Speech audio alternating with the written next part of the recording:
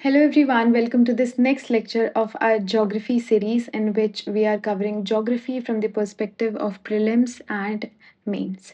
Okay, so आज जो हम अपना टॉपिक शुरू कर रहे हैं, it starts with कि why does Earth experience different climates?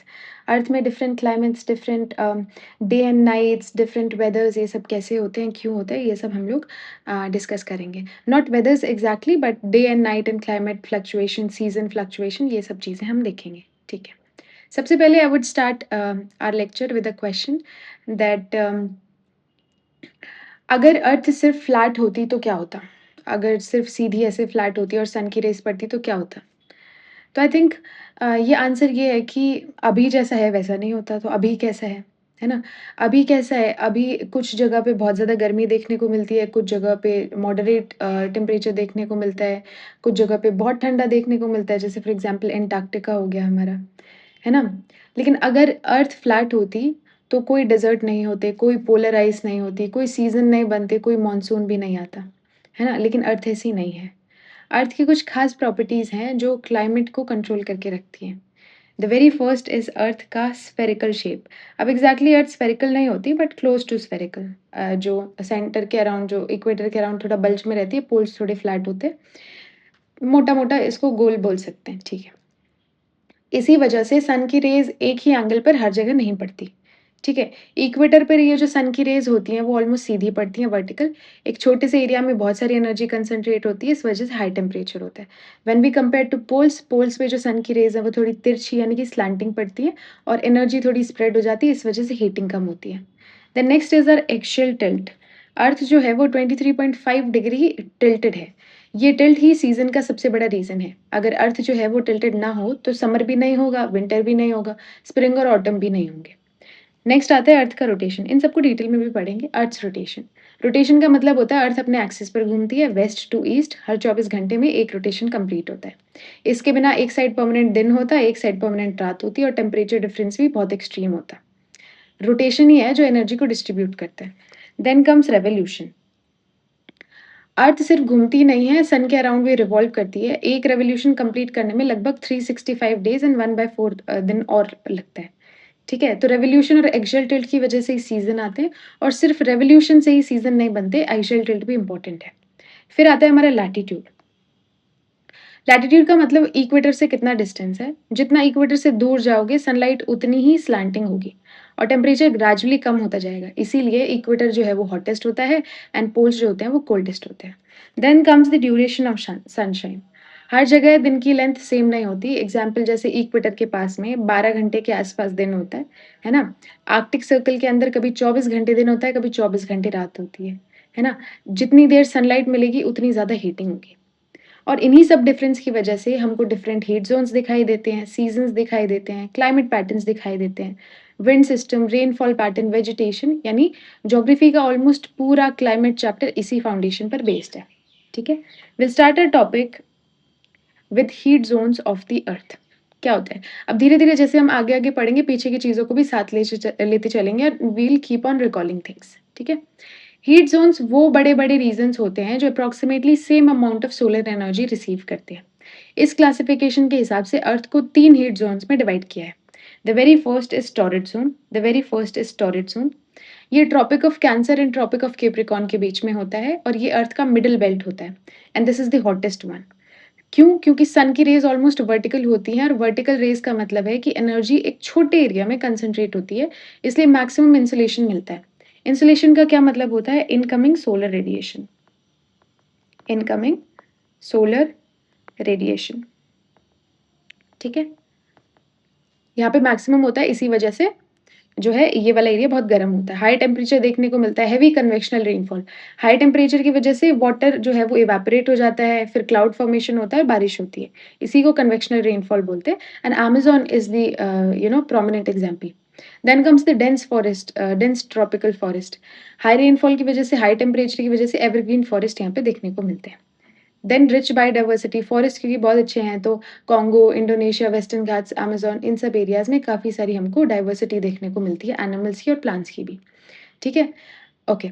अभी तक हमने क्या पढ़ा? ये हीट ज़ोन्स क्या होते हैं जिनमें same amount of sunlight receive करते हैं, उनको हीट ज़ोन बोलते हैं। हमारी अर्थ को हमने 3 हीट ज़ोन्स में डिवाइड किया है। The very first is taurus zone जिसके बारे में हमने पढ़ा। यहाँ पे डायरेक्ट जो है वो सनलाइट पड़ती है, इस वजह से टेम्परेचर ज़्यादा है। यहाँ पे हमको कन्वेक्शनल रेनफॉल भी देखने को मिलती है, high temperature, higher biodiversity, evergreen type of forest हमको देखने को मिलते हैं। Example being Amazon, Congo, Indonesia वगैरह ये सब है, ठीक है? नेक्स्ट आता है हमारा टेम्परेट ज़ोन। ये टेम्परेट ज़ोन के बारे में बात करेंगे एंड देन ये फ्रिजिड ज़ोन होता है। टेम्परेट ज़ोन के बारे में बात करते हैं, ठीक है? ये 23.5 डिग्री से लेके 66.5 डिग्री के बीच का जो एरिया होता है दोनों हेमिस्फेयर में, इसको हम बोलते हैं टेम्परेट ज़ोन, ठीक है? यानी ट्रॉपिक्स और पोलर सर्कल। पोलर सर्कल हमारा होता है 66.5 पे और ट्रॉपिक्स होता है 23.5 पे। इनके बीच का जो एरिया है उसको हम टेम्परेट जो ज़ोन है वो बोलते हैं। यहाँ पे जो क्लाइमेट है वो मॉडरेट होता है, ना बहुत गर्म होता है, ना बहुत ठंडा होता है और इसी वजह से ह्यूमन सेटलमेंट यहाँ बहुत ज़्यादा डेवलप्ड है। ठीक है? यहाँ स्प्रिंग, समर, ऑटम, विंटर चारों सीज़न क्लियरली दिखते हैं और ये एक्सियल टिल्ट का ही रिज़ल्ट है। ओके? स्लैंटिंग रेज़ पड़ती हैं तो सन वर्टिकल नहीं होता, सन थोड़ा स्लैंटिंग होता है तो टेम्परेचर मॉडरेट रहता है, मॉडरेट रेनफॉल होती है। यहाँ पे फॉरेस्ट देखने को मिलते हैं डेसिडुअस। यहाँ ट्रीज़ ऑटम में जो है अपनी लीव्स गिरा देते हैं, इसीलिए इन्हें डेसिडुअस फॉरेस्ट कहा जाता है। Few of the developed countries like Europe, USA, Japan, China इसी जो है रीजन में पड़ते हैं, इसी ज़ोन में पड़ते हैं। नेक्स्ट का हमारा फ्रिजिड ज़ोन। फ्रिजिड ज़ोन जो है वो यहाँ देखने को मिलता है। आपके आर्कटिक सर्कल और नॉर्थ पोल के बीच में वी हैव फ्रिजिड ज़ोन। ठीक है, फ्रिजिड ज़ोन के कैरेक्टरिस्टिक्स के बारे में बात करते हैं। What are the characteristics? Arctic circle और नॉर्थ पोल के बीच में पड़ता है ना? उसमें नॉर्दर्न हेमिस्फेयर में एंड सदर्न हेमिस्फेयर में आर्कटिक सर्कल एंटार्क्टिक सर्कल और साउथ पोल के बीच में जो एरिया है that is frigid zone. This is extremely cold, sunlight बहुत स्लैंटिंग होती है और हीटिंग ऑलमोस्ट नेग्लिजिबल देखने को मिलती है। लंबे-लंबे विंटर्स होते हैं, कई महीनों तक जो टेम्परेचर है वो बहुत फ्रीज़िंग रहता है। द पोलर डेज़ एक और कॉन्सेप्ट है polar days and polar night मतलब समर्स में 24 घंटे दिन रहता है, इसको हम मिडनाइट सन भी बोलते हैं। इसको हम मिडनाइट सन भी बोलते हैं, मिडनाइट सन, ठीक है? और विंटर्स में क्या होता है 24 घंटे डार्कनेस रहती है, इसको पोलर नाइट बोलते हैं, ठीक है? परमानेंट आइस यहाँ पे देखने को मिलती है, एंटार्क्टिका में आपने देखा ग्रीनलैंड आइस शीट्स वगैरह, ग्लेशियर्स ये सब देखने को मिलते हैं। अभी तक हमने क्या पढ़ा? हीट ज़ोन्स किस वजह से होते हैं? अर्थ का जो स्फेरिकल टाइप ऑफ शेप है उसकी वजह से हीट ज़ोन्स देखने को मिलते हैं क्योंकि कहीं लाइट ज़्यादा पड़ती है, कहीं लाइट कम कहीं जो सोलर एनर्जी है वो ज़्यादा पड़ती है, कहीं सोलर एनर्जी कम पड़ती है। इसके बेसिस पे हमने 3 ज़ोन्स में डिवाइड किया। The very first is torrid, then temperate and then frigid. Torrid जो है वो दोनों ट्रॉपिक्स के बीच वाला एरिया होता है, maximum temperature, maximum rainfall, maximum diversity, है ना? एवरग्रीन टाइप के फॉरेस्ट देखने को मिलते हैं। देन हमारा टेम्परेट ज़ोन आता है, यहाँ पे थोड़ा मॉडरेट क्लाइमेट रहता है। Few of the developed countries जो हैं वो हमको यहीं पे देखने को मिलती हैं। Moderate rainfall and well defined जो 4 हमारे जो सीज़न्स हैं वो क्लियरली दिखाई देते हैं यहाँ पे, ठीक है? फिर हमारा फ्रिजिड ज़ोन आता है which is between the Arctic circle and the North Pole in the northern hemisphere and between the Antarctic Circle and South Pole in the southern hemisphere। यहाँ पे बहुत एक्सट्रीम कंडीशंस होती हैं, बहुत ठंड देखने को मिलती है। सनलाइट जो है, इंसोलेशन जो है वो बहुत ही मिनिमल पहुँच पाता है। We also see polar days and polar nights. Polar days में समर्स में 24 घंटे जो है वो दिन रहता है नॉर्दर्न हेमिस्फेयर में, सदर्न हेमिस्फेयर में इसका उल्टा रहता है एंड विंटर्स में 24 घंटे रात रहती है एंड सदर्न हेमिस्फेयर में इसका उल्टा होता है, ठीक है? ये हीट ज़ोन्स क्यों एग्ज़िस्ट करते हैं दैट वी नो, ठीक है? एनर्जी स्प्रेड किस तरीके से हो पाती है, क्यों होती है वर्टिकल रेज़, स्लैंटिंग रेज़ इसके बारे में हमने देख लिया। Now will talk about earth movement. Earth के 2 मेजर मूवमेंट होते हैं, first is rotation and the second is revolution. Major 2 type के मूवमेंट्स होते हैं और ये दोनों ज्योग्राफी के सबसे इम्पोर्टेंट कॉन्सेप्ट में से एक है, ठीक है? Will talk about rotation of earth, है ना? क्या होता है रोटेशन? जब अर्थ अपने एक्सिस पर रोटेट करती है ईस्ट टू वेस्ट उसको हम रोटेशन बोलते हैं। इसी वजह से हमें जो सन है वो ईस्ट से निकलता हुआ दिखाई देता है। एग्ज़ैक्टली सन नहीं मूव कर रहा होता, हम मूव कर रहे होते हैं वेस्ट टू ईस्ट, है ना? और ये जो सन का मूवमेंट हमको लगता है कि सन जो है वो मूव कर रहा है, इसको इल्यूज़न ये आपका इल्यूज़न है। ये इल्यूज़न जो है इसको हम बोलते हैं apparent movement of sun. Exactly sun जो है वो मूव नहीं कर रहा होता। ठीक है? तो क्या देखा रोटेशन क्या होता है? अर्थ अपनी एक्सिस पे रोटेट कर रहा होता है फ्रॉम वेस्ट टू ईस्ट। फिर हमने एपरेंट मूवमेंट ऑफ सन के बारे में डिस्कस किया। अब अर्थ जो है ये अपने एक्सिस ये जो एक्सिस है ये एक इमेजिनरी लाइन है जो कि अर्थ के नॉर्थ पोल, सेंटर और साउथ पोल को कनेक्ट करती है। This is the axis of the earth, ठीक है? उसके बाद में डायरेक्शन ऑफ रोटेशन हमने देख लिया, वेस्ट टू ईस्ट है, वो मूव करता है। Now will talk about the time taken for one revolution. 2 types के डेज़ बताते हैं, ठीक है? First is sidereal day and the second is solar day. Sidereal day क्या होता है? Time taken by earth to complete one rotation with respect to distant star. एक पूरा रोटेशन कंप्लीट करने में with respect to that star that is our sun, उसको हम sidereal day कहते हैं, which is 23 hours 56 minutes and 4 seconds. Question ये आता है कि 24 आवर्स क्यों नहीं? क्योंकि अर्थ जब रोटेट करती है तो रोटेशन के साथ-साथ में रिवॉल्यूशन भी करती है और सन के अराउंड रिवॉल्व भी कर रही है ना, इसीलिए सन को सेम पोज़ीशन में वापस लाने के लिए अर्थ को थोड़ा एक्स्ट्रा टाइम लगता है, व्हिच इज़ 4 मिनट्स, है ना? इसी वजह से साइडेरियल डे और सोलर डे में 4 मिनट का फ़र्क है और जो 4 मिनट ऐड करके हम 24 घंटे बना देते हैं, that is our solar day. अब आई थिंक आपको समझ आ गया sidereal day and solar day. Sidereal day जो है वो 23 आवर्स 56 मिनट्स एंड 4 सेकंड का होता है और जो हमारा सोलर डे है वो 24 आवर्स का 24 आवर्स का होता है। ये जो 4 मिनट है का फ़र्क है दोनों में, ये इसलिए आता है क्योंकि अर्थ अपने रिवॉल्यूशन का जो टाइम है, उसको एडजस्ट करती है एग्ज़ैक्ट सन के उसी स्पॉट में आने के लिए, ठीक है? सोलर डे हमने देख लिया, साइडेरियल डे देख लिया। रोटेशनल स्पीड की बात करते हैं, तो अर्थ हर जगह से सेम रोटेट करती है, अलग-अलग रोटेट करती है। तो अर्थ का जो स्पीड है एट डिफरेंट पॉइंट्स जो है वो अलग-अलग है।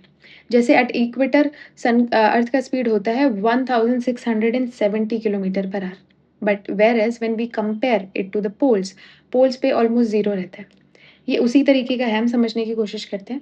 अर्थ का जो सर्कम्फेरेंस है अपने ये क्या नाम है इक्वेटर के पास में, ये काफ़ी ज़्यादा है, ठीक है? अर्थ का जो सर्कम्फेरेंस है ये काफ़ी ज़्यादा है, इट्स क्लोज़ टू ये इतना कुछ आस-पास किलोमीटर का सर्कम्फेरेंस है। व्हेयरएज़ बिल्कुल ऐसे पोल पे तो कुछ भी नहीं है। तो ये ऐसे मान लीजिए कि मान लो आपका एक छोटा भाई है और आप हैं। आपको आपकी मम्मा ने बोला कि आपको 60 पेजेज़ कंप्लीट करने पड़ेंगे 1 आवर में पढ़ने के लिए एंड आपके छोटे भाई को बोला कि उसे कंप्लीट करने पड़ेंगे 6 पेजेज़ 1 घंटे में, है ना? उसे 1 घंटे में 6 पेजेज़ करने पड़ेंगे, आपको 60 पेजेज़ करने पड़ेंगे 1 घंटे में। तो आपके पास काम ज़्यादा है, वैसे ही अर्थ को यहाँ पे ज़्यादा डिस्टेंस ट्रैवल करना है, तो उसको स्पीड बढ़ानी पड़ेगी। वैसे ही जैसे आपका भाई जिस स्पीड में काम करेगा, उन पेजेज़ को कंप्लीट करेगा, आपको उससे ज़्यादा स्पीड लगानी पड़ेगी। क्योंकि करना तो 1 ही घंटे में है, वैसे ही अर्थ को भी रोटेट तो 24 घंटे में ही करना है ना? इसलिए यहाँ पे इक्वेटर के पास में जो स्पीड है, वो ज़्यादा होती है, पोल्स पे स्पीड ऑलमोस्ट 0 होती है। जैसे-जैसे हम इक्वेटर से पोल्स की तरफ जाते रहते हैं, स्पीड जो है वो कम होती रहती है, ठीक है? ये हमने देख लिया। Why does rotation speed decreases towards the pole, ये हमने देख लिया। अब इफ़ेक्ट क्या होता है? रोटेशन की वजह से क्या-क्या इफ़ेक्ट जो हैं वो हमारे होते हैं, that will talk about. The very first is day and night. Rotation की वजह से ही हमारे दिन और रात होते हैं, है ना? सन की तरफ जो साइड फेस कर रही होती है उधर दिन होता है और सन से अलावा जो फेस कर रही होती है वो रात होती है। We had also discussed about apparent movement of sun, sorry. तो इसके बारे में भी हमने पढ़ा है। इसको भी हम जानते हैं कि जो है वो अर्थ रोटेट करती है वेस्ट टू ईस्ट, तो हमको लगता है कि सन जो है वो मूवमेंट कर रहा है, व्हेयरएज़ अर्थ खुद मूव करती है। ये इल्यूज़न क्रिएट होता है, इसी को ही एपरेंट मूवमेंट ऑफ सन कहते हैं। I am sorry if I pronounce it wrong, मैं इस वर्ड को हमेशा गलत बोल देती हूँ। I know how it is and क्या बोलते हैं पर निकल जाता है। Anyways sorry for that. आगे बढ़ते हैं, आगे ठीक है, आगे हम टाइम ज़ोन्स के बारे में बात करते हैं, है ना? अर्थ जो है 360 डिग्री 24 आवर्स में रोटेट करती है एंड अम, तो अगर हम इसको सॉल्व करेंगे तो ह अर्थ जो है इसको हमने पहले वाले लेक्चर्स में भी किया है, 1 डिग्री जो है वो 4 मिनट में रोटेट करती है। अब मान लो इंडिया का ही वो कॉन्टेक्स्ट मान लो तो हम ईस्ट टू वेस्ट जो है हमारा लेंथ अच्छा खासा है और काफ़ी सारे लॉन्गिट्यूड्स हम कवर करते हैं। तो ऐसे अगर हर डिग्री देखेंगे तो ऐसे तो बहुत डिफरेंस आ जाएगा ईस्ट के इस एक लोकेशन में और वेस्ट के एक लोकेशन में। तो हमने एक टाइम डिसाइड किया है which is our standard time, है ना? व्हिच इज़ अगर आपने पहले वाले लेक्चर्स देखे हैं हमारे तो आप कमेंट करेंगे कि हमारा जो स्टैंडर्ड मेरिडियन हमने जो इंडियन स्टैंडर्ड टाइम चूज़ किया है वो कितने डिग्री पे है ना? और वो कहाँ से पास होता है? कहाँ से पास होता है मैं बता देती हूँ, ये इलाहाबाद प्रयागराज से पास होता है एंड कितना है that will comment down. Anyways different time zones होते हैं कई-कई कंट्रीज़ में, है ना? हमारे लिए हमारी कंट्री के लिए हमने एक ही टाइम ज़ोन रखा हुआ है। ओके। अब नेक्स्ट कोरियोलिस फ़ोर्स आता है। कोरियोलिस फ़ोर्स क्या होता है? ठीक है? डेफ़िनिशन, ये एक एपरेंट मूवमेंट है, एक सूडो फ़ोर्स है, ठीक है? एपरेंट डिफ्लेक्शन एक सूडो फ़ोर्स है, एग्ज़ैक्टली फ़ोर्स नहीं है, जैसे ग्रेविटेशनल फ़ोर्स है वैसे एग्ज़ैक्टली फ़ोर्स नहीं है। और जब अर्थ रोटेट करती है तो ये ऑब्जेक्ट को थोड़ा डिफ्लेक्ट कर देता है, ठीक है? इसी को हम कोरिलेस फ़ोर्स कहते हैं। मान लीजिए अब बचपन में आप एक झूले पे झूलते होंगे जो गोल-गोल घूमता था, मैं भी करती थी, but I don't remember the name उसको क्या बोलते हैं। बट जैसे आप यहाँ बैठे हैं, आपका फ्रेंड यहाँ बैठा है, आपने बॉल फेंकी तो वो यहाँ जाएगी, ठीक है? तो ये जो डिफ्लेक्शन होता है ये कोरिलेस फ़ोर्स की वज़ह से होता है, एग्ज़ैक्टली फ़ोर्स नहीं होती, इट्स अ सूडो फ़ोर्स, ठीक है? ओके। अब ये किस-किस को इफ़ेक्ट करती है अर्थ पे? Wind, ocean current, cyclones, aircraft routes वगैरह सबको जो है ये इफ़ेक्ट करती है। नॉर्दर्न हेमिस्फीयर में it is towards the right and southern hemisphere में it is towards the left. R ऐसे याद कर लीजिए, ऊपर आर नीचे एस, सॉरी नीचे एल। नॉर्दर्न हेमिस्फीयर में राइट एंड सदर्न हेमिस्फीयर में एल, ठीक है?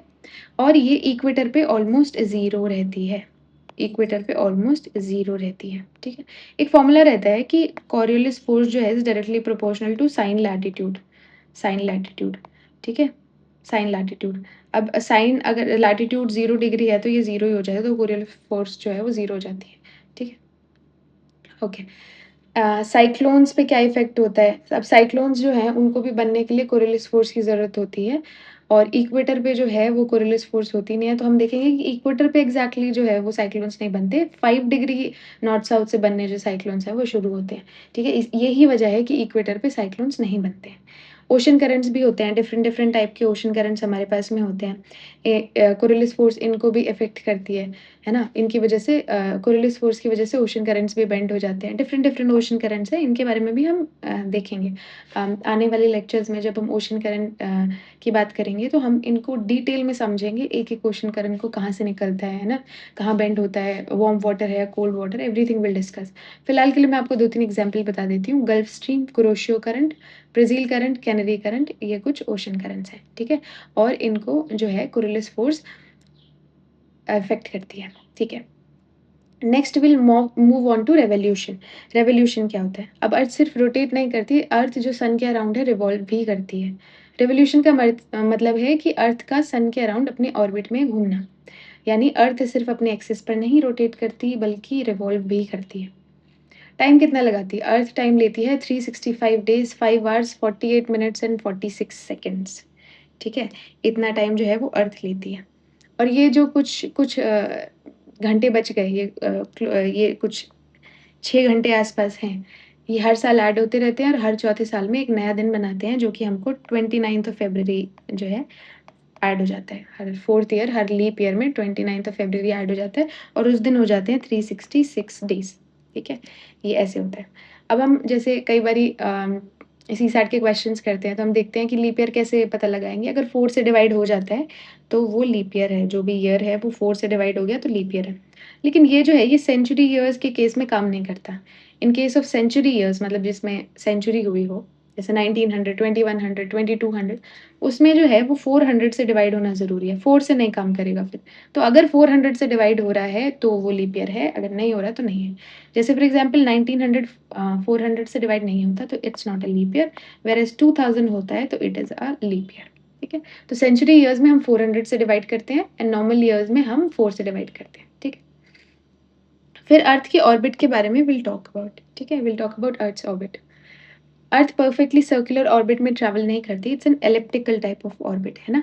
एलिप्टिकल ऑर्बिट होता है, एलिप्टिकल का मतलब ऐसे होता है कि थोड़ा ना स्ट्रेच्ड टाइप का हमको देखने को मिलता है, ठीक है? Stretched circle type. तो सन जो है वो एक फ़ोकस पे होता है ना? और वहाँ से हम पेरिहिलियन और एपिहिलियन देखते हैं। पेरिहिलियन क्या होता है? पेरिहिलियन जब जो अर्थ है वो सन के नियरेस्ट हो, पेरी का मतलब नियरेस्ट होता है, ठीक है? और ये होता है 3rd ऑफ जनवरी को और इस टाइम अर्थ जो है वो सन के 147 मिलियन किलोमीटर दूर रहती है, पास रहती है ये कह सकते हैं, ठीक है? लेकिन जब मैंने पहली बार ये पढ़ा था तो मैंने देखा था पास भी है और जनवरी भी है ना? इसका आंसर ये है कि अर्थ में जो सीज़न है वो डिस्टेंस पे डिपेंड नहीं करते, they depend on the tilt and they depend on the revolution and not the distance. तो ये जो डिस्टेंस थ्योरी है ये काम नहीं करती। Distance from the sun does not decide season, ये इसका आंसर है। फिर एपिहीलियन आता है जिसमें सन जो है वो अर्थ के दूर रहता है या अर्थ सन के दूर रहती है। ये 4 जुलाई को होता है एंड इस टाइम पे अर्थ जो है वो 152 मिलियन किलोमीटर्स जो है दूर रहती है सन से, जुलाई के टाइम पे होता है। अगेन इस टाइम दूर है लेकिन फिर भी गर्मी है, क्यों? क्योंकि distance theory does not apply to the seasons, ठीक है, ये हमने देखा। सीजन क्यों होते हैं? रेवोल्यूशन की वजह से होते हैं और अर्थ के टिल्ट की वजह से होते हैं, ठीक है, यही दो रीज़न है, रेवोल्यूशन एंड अर्थ का टिल्ट। अब हम डिफरेंट डिफरेंट सीजन्स की बात करेंगे, विंटर सोलिस्टिस, समर सोलिस्टिस, है ना, इक्विनॉक्स की बात करेंगे, ठीक है, ये सब हम देखेंगे। ओके, तो ये सब भी अर्थ के रेवोल्यूशन और टिल्ट की वजह से होता है। सोलिस्टिस क्या होता है? सोलिस्टिस वो दिन होते हैं जब जो सन है वो इक्वेटर पर नहीं, क्या तो इक्वेटर से ऊपर या इक्वेटर से नीचे होता है, जिसकी वजह से बराबर दिन या रात नहीं होते, क्या तो दिन बड़े हैं रात छोटी है, या रात बड़ी है दिन छोटे है।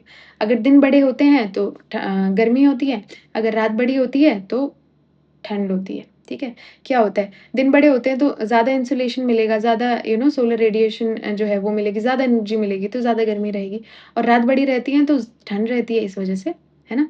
ठंडा हो जाता है इस वजह से ठंड हो जाती है। तो समर सोलिस्टिस के बारे में बात करेंगे सबसे पहले, ठीक है? Summer solstice. समर सोलिस्टिस होता है 21st ऑफ जून को, ठीक है? इस टाइम नॉर्दर्न हेमिस्फीयर में गर्मी रहती है, सदर्न हेमिस्फीयर का जो भी नॉर्दर्न हेमिस्फीयर में हो रहा है उसका उल्टा देखेंगे हम, ठीक है? इस टाइम जो सन है वो ओवरहेड रहता है ट्रॉपिक ऑफ कैंसर पे, विच इज़ 23.5 डिग्री नॉर्थ।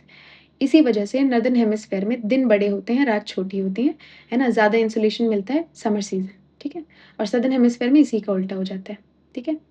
फिर विंटर सोलिस्टिस कब आता है? विंटर सोलिस्टिस आता है 22 दिसंबर को, 22 दिसंबर को। यहाँ पे ट्रॉपिक ऑफ कैप्रिकॉर्न पे सीधी लाइट पड़ती है। तो सदर्न हेमिस्फीयर में लंबे दिन, छोटी रातें, नॉर्दर्न हेमिस्फीयर में लंबी रातें, छोटे दिन, तो विंटर सोलिस्टिस उसको बोल देते हैं, ठीक है? फिर इक्विनॉक्स क्या होता है? इक्विनॉक्स के बारे में पढ़ेंगे। जब जो सन है वो एग्ज़ैक्टली इक्वेटर के ऊपर पड़े, ठीक है? इक्वेटर के ऊपर पड़े, उसको इक्विनॉक्स बोलते हैं। बराबर दिन और बराबर रात होती है, ठीक है? Exactly same day and same night. Earth जो पूरी अर्थ है वो almost equal day and night जो है वो एक्सपीरियंस करती है, 12 hours of day and 12 hours of night. Spring equinox होता है हमारा, स्प्रिंग इक्विनॉक्स होता है 21st ऑफ मार्च को।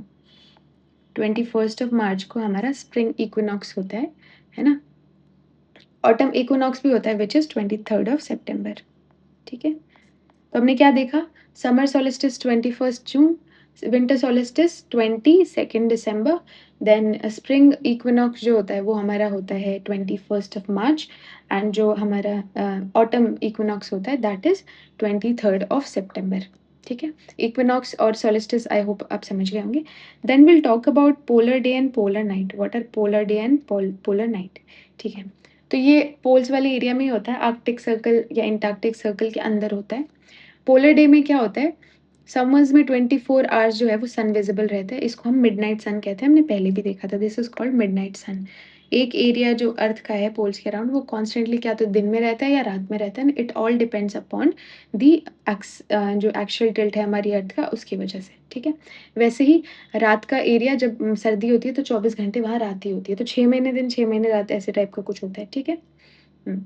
रीज़न हमने इसका देख लिया, ओके, ठीक है। अब डे लेंथ वेरिएशन, हर जगह दिन की लेंथ सेम नहीं होती, ये लैटिट्यूड पर डिपेंड करता है। नियर इक्वेटर जो दिन होते हैं वो ऑलमोस्ट सेम ही रहते हैं पूरे साल तक, वेरएज़ जो जैसे-जैसे हम दूर जाते रहते हैं ये जो एक्सट्रीम सिचुएशंस हैं ये बढ़ती जाती हैं। हायर लैटिट्यूड्स पे है ना, ये कॉन्ट्रास्ट जो है वो ज़्यादा हमको देखने को मिलता है, ठीक है? ओके, अब हम आगे बढ़ते हैं, आगे हम बढ़ के next topic is our Milankovitch cycle, okay. Milankovitch cycle this will talk about, ठीक है। अब अभी तक हमने ये देखा कि अर्थ रोटेट करती है, अर्थ रिवॉल्व करती है, एक्सियल टिल्ट की वजह से सीज़न्स बनते हैं। लेकिन एक और क्वेश्चन आता है कि क्या अर्थ का क्लाइमेट हमेशा सेम रहता था? नहीं, राइट? अर्थ की हिस्ट्री में आइस एजेस वगैरह कभी अर्थ वार्म हुई, कभी ग्लेशियर्स एक्सपेंड हुए, कभी ग्लेशियर्स मेल्ट हुए। ये चेंजेस सिर्फ ह्यूमन एक्टिविटीज़ की वजह से नहीं हुए हैं, एंड थाउज़ेंड्स और लाख्स ऑफ ईयर्स से अर्थ का जो क्लाइमेट है वो नेचुरली भी चेंज हुआ है, होता रहा है। इसी natural long term climate change को एक्सप्लेन करती है मिलांकोविच साइकिल, ठीक है? ये जो जियोफिजिस्ट थे उन्हीं के नाम से जो ये साइकिल है ये फेमस है। He was a Serbian mathematician, astronomer and geophysicist Milutin Milankovitch, I hope I am pronouncing it correct. तो ये कहते हैं कि ये इन्होंने कहा कि अर्थ के ऑर्बिट और ओरिएंटेशन में लॉन्ग टर्म चेंजेस होते रहते हैं।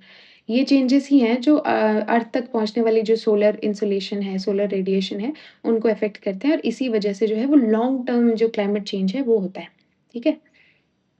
इन्होंने ये कहा।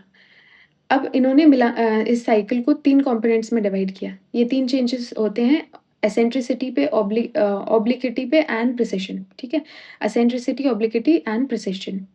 इसको आराम से पढ़ते हैं। एसेंट्रिसिटी क्या होता है? एसेंट्रिसिटी क्या होता है? ठीक है? सबसे पहले अर्थ की ऑर्बिट जो है वो परफेक्ट एक्लिप्स नहीं रहती। मतलब जैसी है वैसी एग्ज़ैक्टली नहीं रहती। कभी-कभी जो ऑर्बिट है वो ऑर्बिट जो है वो अपना शेप चेंज करता रहता है। कभी ये थोड़ा ऑलमोस्ट सर्कुलर हो जाता है, कभी जो है मोर एलिप्टिकल हो जाता है ना? तो ये थोड़ा चेंज होता रहता है। और ये इसका साइकिल का ड्यूरेशन 1 लाख ईयर्स आस-पास रहता है। इसकी वजह से जब ज़्यादा एलिप्टिकल ऑर्बिट होगा, मतलब ऑर्बिट ज़्यादा ऐसे एलिप्टिकल हो जाएगा, है ना? तो पेरिहीलियन और एपिहीलियन के बीच में डिफ़रेंस जो है वो बढ़ जाएगा। इसका मतलब समर्स और विंटर्स के कॉन्ट्रास्ट में थोड़ा चेंज आ सकता है, ठीक है? सीज़न वेरिएशन जो है वो और ज़्यादा इंक्रीज़ हो जाएँगे, ठीक है? वहीं अगर इक्वेटर हो जाएगा, सर्कल मतलब थोड़ा सर्कुलर हो जाएगा, एग्ज़ैक्ट सर्कल नहीं बट थोड़ा सर्कुलर हो जाएगा, तो जो है वो इतना जो वेरिएशन है वो नहीं देखने को मिलेगा, स्लाइट वेरिएशन देखने को मिलेगा हमको, ये इन्होंने कहा, ठीक है? फिर ऑब्लिक्विटी की बात अगर हम करें, तो ये कहते हैं कि अर्थ का जो टिल्ट है वो परमानेंट 23.5 नहीं है, मतलब फिलहाल के लिए 23.5 है, लेकिन ये परमानेंट नहीं है। सेम ही हमने देखा ये एलिप्टिकल वाला भी ये परमानेंट नहीं है, sometimes it gets almost circular, sometimes it gets more elliptical, ठीक है? तो हम ऑब्लिक्विटी की अगर बात करेंगे तो 23.5 डिग्री जो हमारा फ़िलहाल का टिल्ट है, ये परमानेंट नहीं है। इसका रेंज होता है फ्रॉम 22.1 डिग्री टू 24.5 डिग्री, ठीक है? ये रेंज होता है और इसका साइकिल का ड्यूरेशन होता है लगभग 41,000 ईयर्स में इट जस्ट चेंज, ठीक है? अगर टिल्ट जो है वो 24.5 डिग्री के पास में होगा, तो समर्स जो हैं वो और ज़्यादा होंगी। नॉर्दर्न हेमिस्फीयर में और विंटर भी और ज़्यादा होंगी नॉर्दर्न हेमिस्फीयर में and same goes for southern hemisphere. तो कहने का मतलब यही है कि सीज़नल कॉन्ट्रास्ट जो है वो बहुत ज़्यादा होगा। अगर जो टिल्ट है वो 22.1 के आसपास रहेगा तो माइल्ड कंडीशंस रहेंगी, माइल्ड कंडीशंस रहेंगी, ठीक है? जितना ज़्यादा टिल्ट उतना ज़्यादा कॉन्ट्रास्ट, ठीक है? Then comes precision, then comes precision, ठीक है? अब अर्थ का एक्सिस स्टेबल नहीं है। पहले हमने ऑर्बिट की बात की, फिर हमने टिल्ट की बात की, now we are talking about axis, ठीक है? अर्थ का जो एक्सिस है वो स्टेबल नहीं है, वो धीरे-धीरे जो है थोड़ा वॉबल या हिलता रहता है।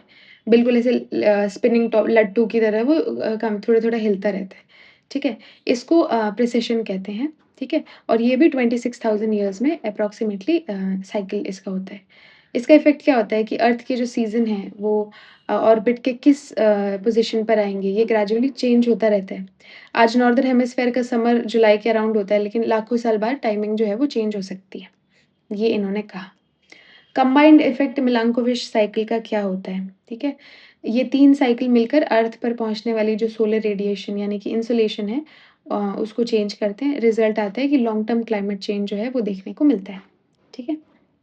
इम्पोर्टेंस क्या है मिलांकोविच साइकिल की?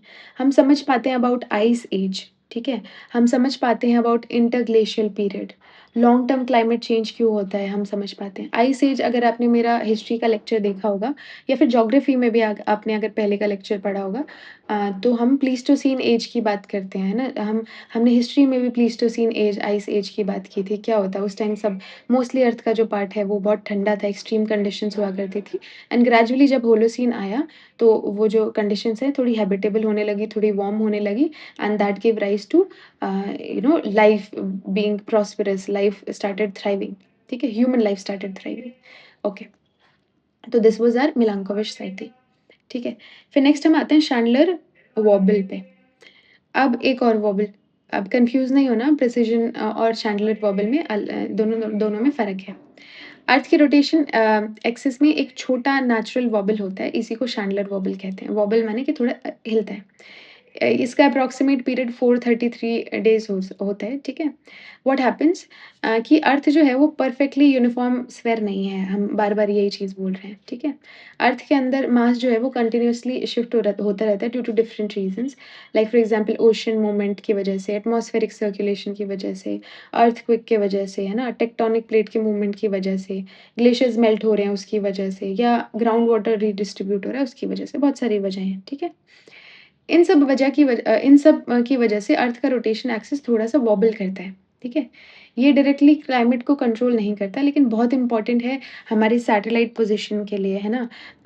हमारे ये जीपीएस नेविगेशन, इसरो जीपीएस हो गया, है ना? ये हमारी स्पेस एजेंसी हो गई, नासा हो गई, ये सब जो भी है, इन सब के लिए काफ़ी इम्पोर्टेंट है, ठीक है? ओके। जियोडेसी क्या होता है? ये जियोडेसी क्या होता है? अर्थ की shape, size, rotation, gravity, position, इन सब की साइंटिफिक स्टडी को हम जियोडेसी बोलते हैं, ठीक है? सोलर एक्टिविटी का साइकिल, ठीक है? अब हम सोलर एक्टिविटी साइकिल के बारे में पढ़ते हैं। अब सन की बात करते हैं, तो सन भी कंप्लीटली कांस्टेंट नहीं है, उसकी एक्टिविटी भी कंटिन्यूअसली चेंज होती रहती है। ये हमने पिछले लेक्चर में देखा है। We read about sun spots, we read about solar cycle, we read about solar activity, space weather, auroras के बारे में हमने पढ़ा। हमने कोरोनल मास इजेक्शन के बारे में पढ़ा, तो हमने काफ़ी सारी चीज़ें देखी थी उस टाइम पे, ठीक है? तो फिलहाल के लिए आई एम अज्यूमिंग कि आपको ये अच्छे से समझ आ रहा होगा एंड आपको याद भी होगा। एनीवेज़, अगर आपको रिकॉल करना है तो आप मेरे इससे पहले वाला जो लेक्चर है वो देख सकते हैं, ठीक है? अब हम कुछ क्वेश्चन सॉल्व करेंगे। व्हिच ऑफ द ये UPSC prelims MCQ, which of the following is primary reason for the occurrence of seasons of the earth? ये आई थिंक आपको याद रहेगा।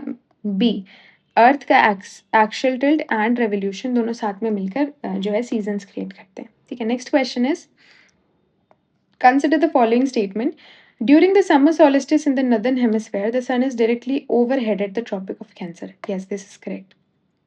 During an equinox, the sun is directly overhead at the equator. Yes.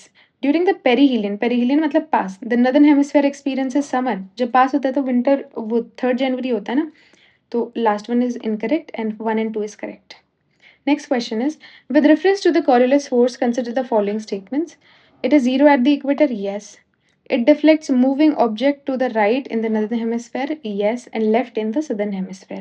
Equator पे हमने देखा था Coriolis force is directly proportional to sine latitude. ठीक है, तो इक्वेटर पे 0 होता है, साइन 0 0, ठीक है? Okay. It is responsible for formation of tides, ऐसा तो कुछ नहीं पढ़ा हमने, तो 1 and 2 इज करेक्ट, ठीक है? Milankovitch cycle include which of the following, ये तो आपको याद ही होगा, ऑल 3 है। Next question is, which one of the following statement is correct? The sun is closest to the earth during the northern hemisphere, the sun is closest to the earth during northern hemisphere summer, ऐसा है क्या? नहीं, ऐसा तो कुछ नहीं है, वो तो जब समझ रहती है तो दूर रहता है। Earth's revolution alone causes season? No, not at all. Alone नहीं है, axial tilt भी होता है.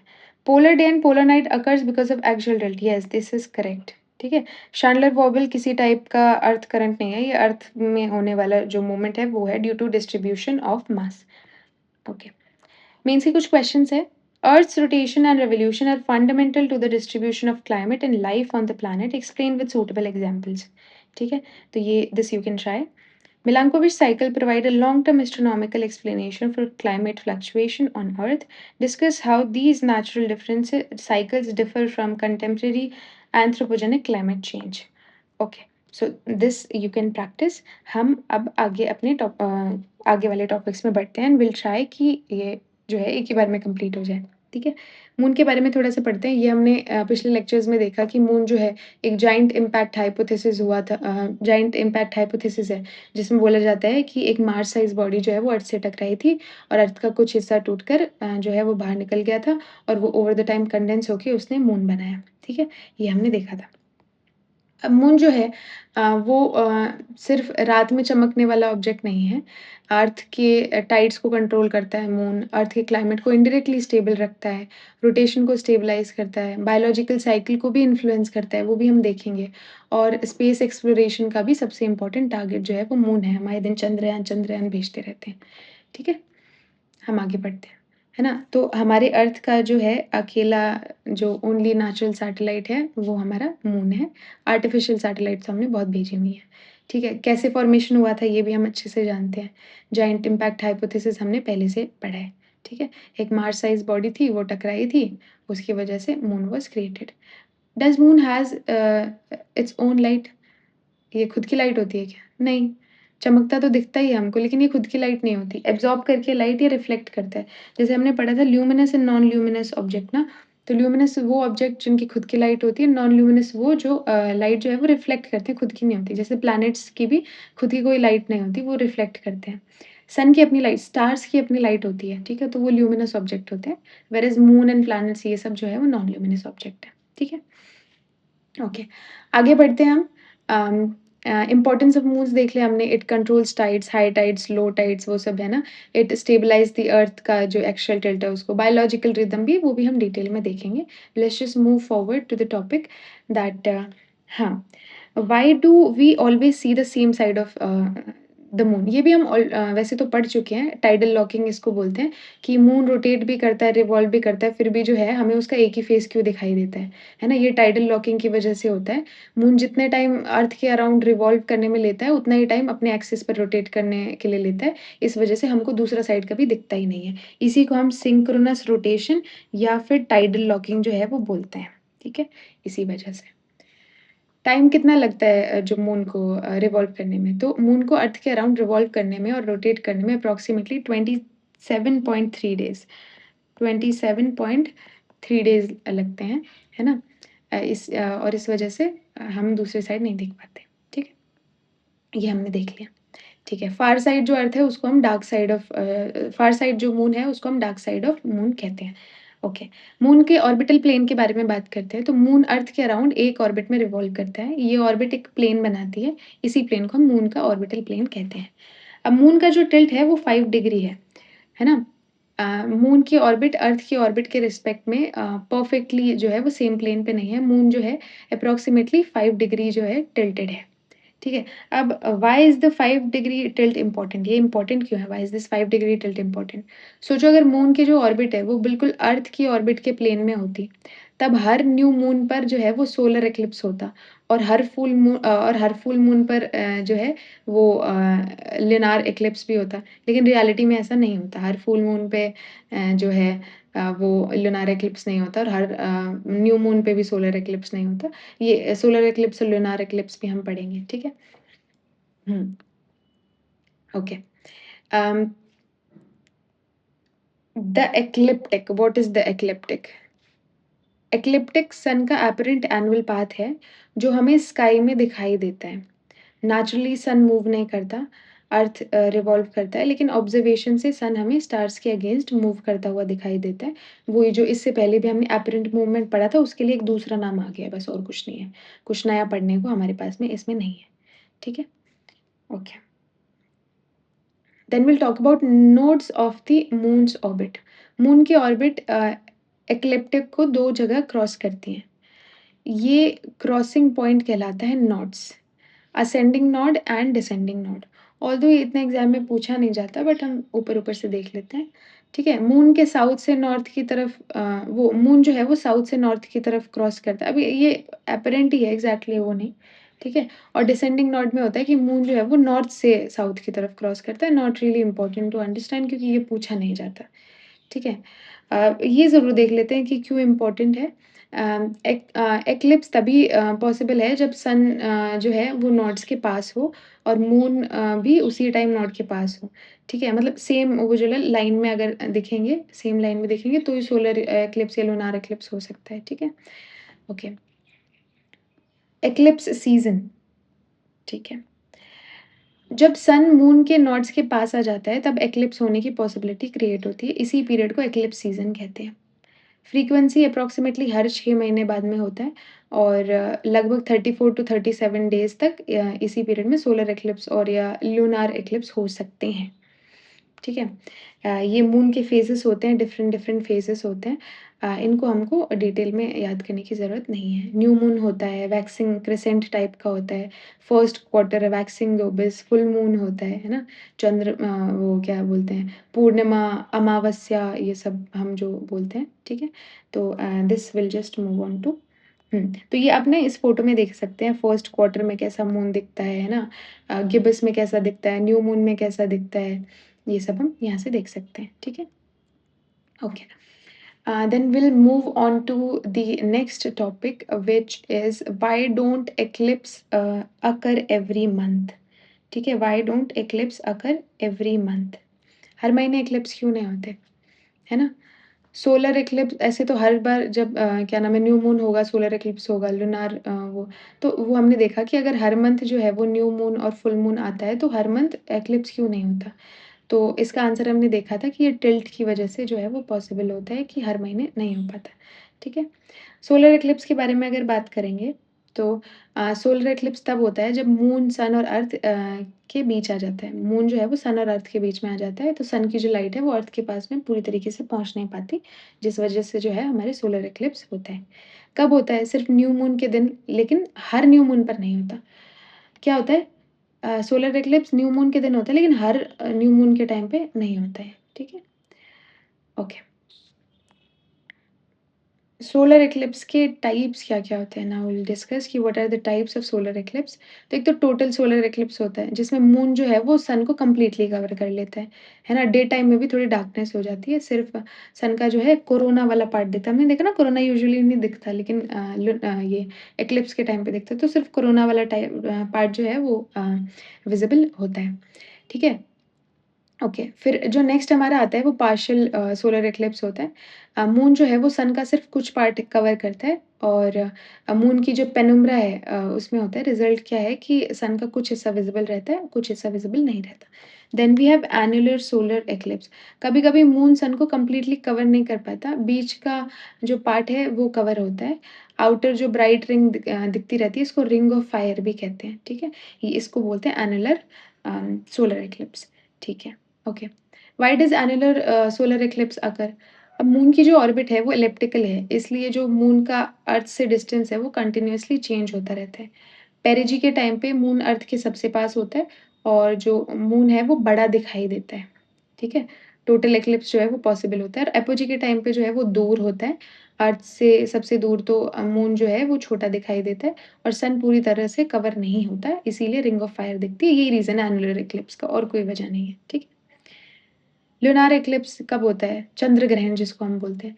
तो अर्थ जो है वो सन और मून के बीच में आ जाती है। तो सोलर एक्लिप्स तब होता है जब मून सन और अर्थ के बीच में आ जाता है, और ल्यूनार एक्लिप्स तब होता है जब अर्थ सन और मून के बीच में आ जाती है। तो अर्थ की जो शैडो है वो मून पे पड़ती है, इस वजह से जो है एक्लिप्स होता है। कब होता है? सिर्फ़ फुल मून के दिन, लेकिन हर फुल मून पे नहीं होता।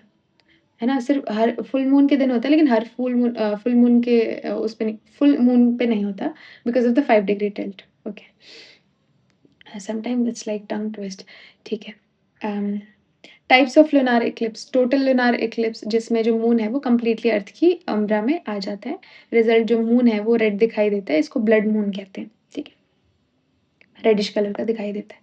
पार्शियल में पार्शियली कवर होता है, और पेनुम्ब्रल में क्या होता है कि मून जो है वो सिर्फ़ अर्थ की पेनुम्ब्रा के पास में को पास करता है। रिज़ल्ट ये होता है कि मून बस थोड़ा-सा जो है वो डिम होता है। कभी-कभी नेकेड आई से आइडेंटिफ़ाई करना थोड़ा मुश्किल होता है, ठीक है? अब उम्ब्रा और पेनुम्ब्रा जो मैं बोल रही हूँ, ये क्या चीज़ होती है, ठीक है? उम्ब्रा जो है वो शैडो का सबसे डार्क सेंट्रल पार्ट होता है, यहाँ सनलाइट बिल्कुल नहीं पहुँचती, ठीक है? तो सोलर एक्लिप्स या टोटल सोलर एक्लिप्स जो है यहाँ पे ऑब्ज़र्वर जो है वो मून्स की उम्ब्रा में होना चाहिए। नेक्स्ट पेनुम्ब्रा जो होता है वो शैडो का आउटर पार्ट होता है, जो कंपैरेटिवली लाइटर होता है, ठीक है? उसको हम पेनुम्ब्रा बोलते हैं। पार्शियल सोलर एक्लिप्स के टाइम पे अपन को देखने को मिलता है। Why does moon appear red during the total eclipse? ये आपने स्कूल में भी पढ़ा होगा कि जो रेड लाइट है उसकी वेवलेंथ काफ़ी ज़्यादा होती है, तो स्कैटरिंग हो के लाइट जो है वो रेड दिखाई देती है। इस वजह से हम उसको रेड लाइट या रेड मून जो है वो बोलते हैं, ठीक है? Science behind the red colour यही है। ये आपने स्कूल में पढ़ा होगा, क्योंकि वेवलेंथ ज़्यादा होती है तो लंबी दूरी तक वो जो है वो ट्रैवल कर जाती है, ठीक है? अब जो सन है, वो जो मून है वो टाइड्स भी कॉज़ करता है ना? टाइड्स भी कॉज़ करता है, ऐसे स्प्रिंग टाइड्स और नीप टाइड्स होती हैं। तो जब सन, अर्थ, मून एक स्ट्रेट लाइन में होते हैं, सन, अर्थ, मून जब एक स्ट्रेट लाइन में होते हैं, है ना? तो सन का भी अपना ग्रेविटेशनल पुल लगाता है अर्थ पे, और मून का भी लगाता है, तो इस तरीके से टाइड्स बनती हैं। ये जो पानी है ये ऊपर उठ जाता है ना? दोनों का ग्रेविटेशनल फ़ोर्स ऐड होता है, तो ओशन वाटर जो है उसको स्ट्रांगली पुल करते हैं। इसमें हाईएस्ट टाइड और लोएस्ट टाइड हमको देखने को मिलती है। इसको हम स्प्रिंग टाइड कहते हैं, ठीक है? इम्पोर्टेंट, अब आगे जो है ये जब एक लाइन में नहीं होते तो कम फ़ोर्स लगती है, क्योंकि ये पास है तो ये ज़्यादा फ़ोर्स लगा देता है ना? तो इस तरीके से हमको नीप टाइड भी देखने को मिलती है। ठीक है। अब हम देखेंगे कि मून का बायोलॉजिकल इम्पोर्टेंस क्या है। मून सिर्फ़ एस्ट्रोनॉमिकल ऑब्जेक्ट नहीं है, बायोलॉजी में भी इम्पोर्टेंट है। जैसे एग्ज़ाम्पल कोरल स्पॉनिंग। कई कोरल जो स्पीशीज़ होती हैं, वो फुल मून के आसपास एक साथ स्पॉन करती हैं। ये सिंक्रोनाइज़ेशन जो है, वो मूनलाइट से लिंक्ड है। It is an interesting fact. कुछ जो सी टर्टल्स होते हैं, वो नेस्टिंग और मूवमेंट के लिए मूनलाइट का यूज़ करते हैं। कई मरीन एनिमल्स भी जो हैं, कई फिशेज़ वगैरह हैं, क्रैब्स वगैरह हैं, वर्म्स हैं, वो मून फेसेस के अकॉर्डिंग जो है वो फीडिंग और ब्रीडिंग पैटर्न चेंज करते हैं। तो ये बायोलॉजिकल इम्पोर्टेंस है मून का। रिसेंटली चंद्रयान प्रोग्राम है वो मून से रिलेटेड था। चंद्रयान 1 जो है 1 जो था वो सबसे इम्पोर्टेंट डिस्कवरी था। मून के सरफेस पर हमने वाटर मॉलिक्यूल का एविडेंस देखा, ठीक है? फिर चंद्रयान 2 हुआ ये ऑर्बिटर जो है वो सक्सेसफुल रहा और मून की सरफेस, मिनरल्स, एक्सोस्फेयर और पोलर रीजन का डिटेल्स स्टडी किया। फिर चंद्रयान 3 रहा जिसमें इंडिया जो है वो साउथ पोल के रीजन के पास में सॉफ्ट लैंडिंग करने वाला पहला देश बना। इस मूवमेंट ने लूनार सॉइल टेम्परेचर, प्लाज़्मा और सीस्मिक एक्टिविटी से रिलेटेड इम्पोर्टेंट डेटा कलेक्ट किए। ठीक है? अ, ठीक है, okay. Yes. Now we have the prelims questions, ठीक है? साउथ पोल क्यों इम्पोर्टेंट है ये हम देख लेते हैं क्योंकि परमानेंट शैडो रीजन में होता है और यहाँ वाटर आइस जो है वो मौजूद होने की पॉसिबिलिटी है, इसलिए ये थोड़ा हमारे लिए इम्पोर्टेंट हो जाता है, ठीक है? अब हम कुछ प्रीलिम्स के क्वेश्चंस देखते हैं, just give me a second, ठीक है?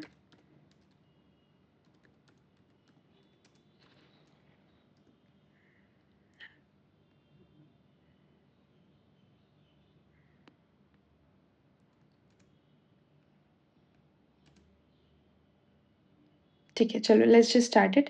um, A solar eclipse can occur only during a new moon. Yes. Every new moon results. No, no, no, no. हर किसी पे नहीं होता. The moon's orbital inclination is the main reason eclipse does not occur every month. Yes, it is correct. So 1 and 3 is correct. ठीक है? And then second is with reference to total lunar eclipse, consider the following statement. The moon passes completely into Earth's umbra. Yes, it is correct. The moon appears red due to relay scattering. हाँ, ये scattering effect को relay scattering कहते हैं. Almost atmospheric reflection. Yes, this is correct. It can only occur during full moon. Yes, it is correct. So all the options are correct. Which one of the following statement regarding the moon is correct? The moon rotates faster than it revolves around the earth. No, बराबर ही होता है. The moon does not rotate on wrong. The moon rotation period is nearly equal to its. Yes, this is correct. Next question is the annular solar eclipse occurs primarily because ये क्यों होता है? तो हमने पढ़ा था कि मून जो है वो क्या नाम है काफ़ी दूर रहता है अर्थ के and it appears smaller that's why annular solar eclipse होता है, ठीक है? Which of the following experiences the appearance of characteristics? Okay, so इसमें सारे ही आते हैं ये umbra, penumbra, Rayleigh scattering, atmospheric reflection, ये सारे फैक्टर्स रिस्पॉन्सिबल हैं, ठीक है? This is your mains question. Explain why eclipse do not occur every month despite the occurrence of new moon. ये आपको explain करना है, ठीक है? The moon has played a significant role in shaping Earth's physical and biological system. Discuss with reference to tide, axial stability, eclipse, and recent lunar eclipse exploration. ये this you can write and practice it. ठीक है. एक चीज़ मैंने शायद चंद्रयान 2 को बोला कि it was totally successful, it was partial success, ये पता होगा है ना? ऑर्बिटर जो है उसने सेफली मून पे पहुँच गया था, है ना? और वैल्यूएबल डेटा भी पहुँचा रहा था। लेकिन जो प्रज्ञान रोवर है वो उसने क्रैश लैंडिंग कर दी and it failed to achieve the primary objective of soft landing, so that was there. बाकी ओके, एनीवेज़ हमने काफ़ी सारे टॉपिक्स कवर किए हैं इस लेक्चर में एंड अगर ये वीडियो आपके लिए किसी भी तरीके से हेल्पफुल रही हो तो please hit the like button and subscribe to this channel and या कीप लर्निंग.